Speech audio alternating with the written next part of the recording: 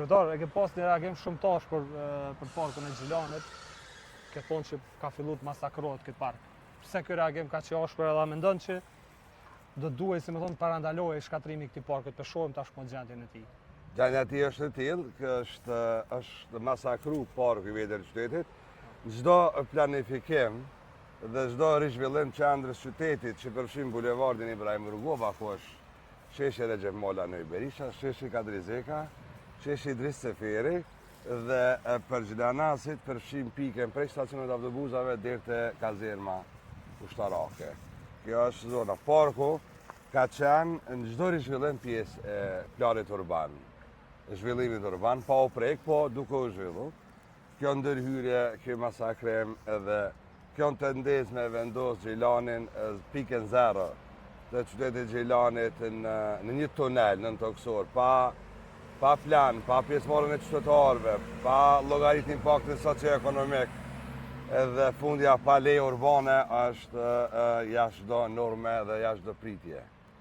Çka tutet, cili do të jetë reagimi i LDK-s Gjilan, zotëri Aziri? A keni dërguar rast prokuroria apo ashtu e tu ky rast, a din çka ka ndodhur me bulevardin? Çka do të shihet, nuk ka nevojë me dërguar rast. Prokuroria sipas detyrës zyrtare duhet reagon. Ata jetojnë këtu, ata e shohin çdo ditë këtu.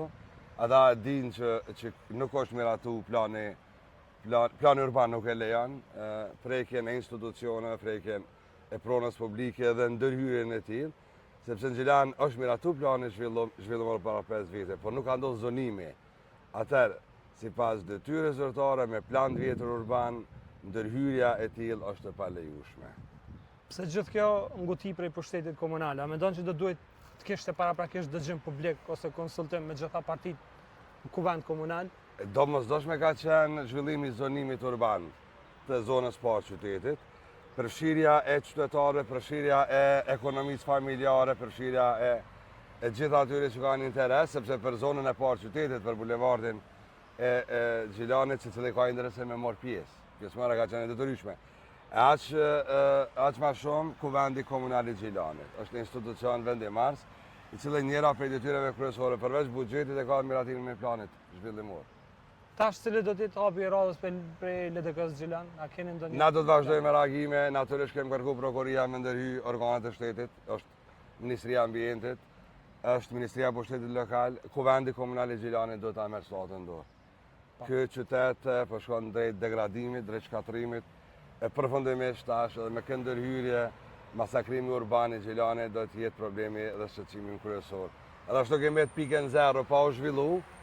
Pa u zhvillu që 6 vite, po kjo ndërhyrje kjo e masakran pjesën urbane, kulturën urbane të Gjilanit. Në anën tjetër, kryetari i Gjilanit, zotëri Albani Seni, po thotë që është njëri prej projekteve më të mëdha që ka pas Gjilani prej pas luftës. Se di pse është fiksu me këta, është më i madhi, është më i pari, edhe është i vetëm. Gjilani ka histori të gjatë, sipas disa shënimeve jo zyrtare data në vitin 1602, përveç asaj që është zyrtare. Ky qytet është zhvillu, ka me vazhdu mu zhvillu. Asnjë program zhvillimor i Gjilanit nuk ka ndodhur 6 vite. Mirusha nuk është përfundu, shënditoria, pedonala, është ndërprej. Është pretendu mos avancu me rregullimin e Stani Shorkës. Po betonizohet Stani Shorka. Ma shumë po ndërtohet vertikalisht se horizontalisht. Ose horizontalisht ma shumë se vertikalisht. Atje po bëhen probleme që kolektorët e ujrave të zeza nuk po trajtohen.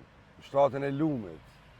Dhe rrugët rajonale, autostrada, impianti, problemet e mëdha sistemore Gjilani nuk po i zgjidh, po del me një problem, me një tunel në toksor që nuk ka nënkalim.